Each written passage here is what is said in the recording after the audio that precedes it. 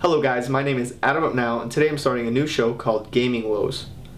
It's a show about video games, people, video game woes, and forgotten stories. So now, on to the first episode.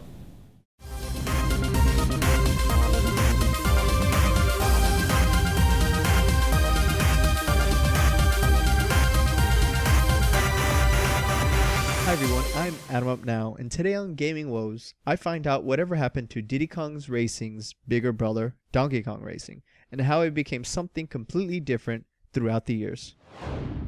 After the much success of Diddy Kong Racing, Nintendo was cooking up something different. At Space World 2001, they just announced their newest console, the GameCube. People were excited to see what games were coming out. Everyone gathered around Space World to see Nintendo's other newest racing game, Donkey Kong Racing.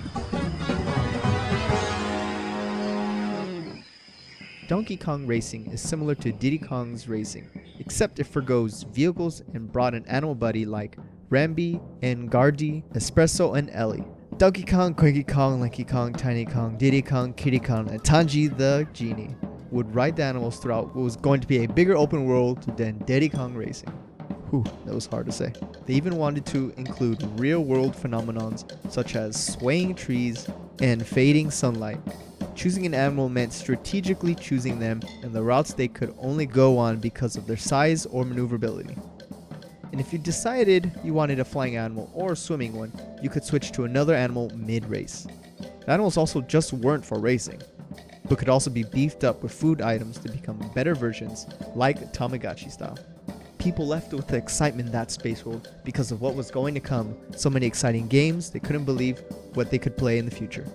Except, it never happened. It is too bad that this trailer is the only footage of the game.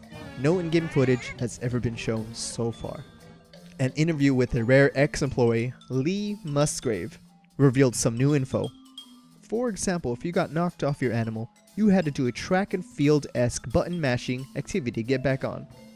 Multiplayer was also mentioned, and at the time GTA 3 is what influenced the open world idea. Musgrave mentioned this, a cute version of Grand Theft Auto set in Africa. So whatever happened to Donkey Kong Racing? Well, this story involves three key players: Nintendo, Rareware, and Microsoft. Some of you might be thinking, what? Nintendo and Microsoft are connected somehow? And what is Rareware? Well, Rareware is a second-party developer that helped transform Donkey Kong into a side-scrolling platformer. From 1994 to 2001, they were the guys that made Donkey Kong games and a few other games in between. Banjo-Tooie is the greatest game ever. 2002, Microsoft was looking to buy up developers, and Nintendo did not want to buy the rest 51% of Rareware from its founders, the Stapler brothers. Microsoft bought them up, and Banjo-Kazooie and friends could never again play together with Donkey Kong and friends. Ever again. Rareware was changed to Rare, and Donkey Kong Racing could no longer be, except that it did live on, but with a new face. Saberman! Oh, not that man. After Rare joined Microsoft, they used their old Saberman series to replace Donkey Kong characters. In 2003, Microsoft trademarked Saberman Stampede, and this is what it became.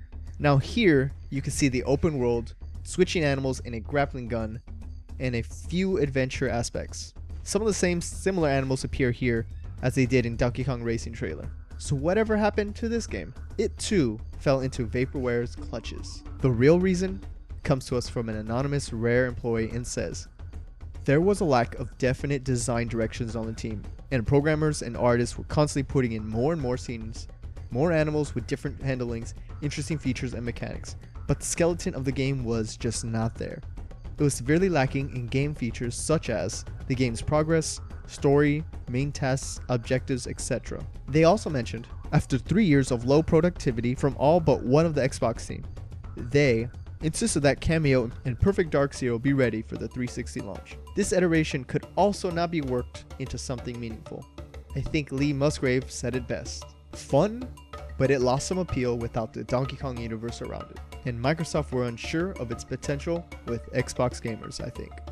With a constantly changing industry and development costs rising, where there is no vision, the people perish. Not just one game, but 2 games will never ever be playable. There is a bit of light though. Rare released their collection of games called Rare Replays, showing their games throughout their 30 years of existence. Hidden in those games is a bit of info about some of their unreleased games such as Sundown and Black Widow. If you're thinking of buying it, check it out and check out my friend's review over at Gaming Vlog Network. Also, game's only 30 bucks. So to end this unfortunate journey, I guess this is all we will ever see of Donkey Kong Racing and Saberman Stampede. Let's ride.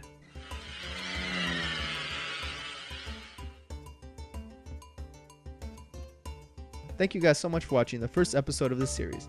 Tell me what you think what Donkey Kong Racing could have been. An alternate racing game comparable to Mario Kart? Perhaps. Hope you guys are all having a great day. I'm Adam Up Now, and I'll see you around the internet.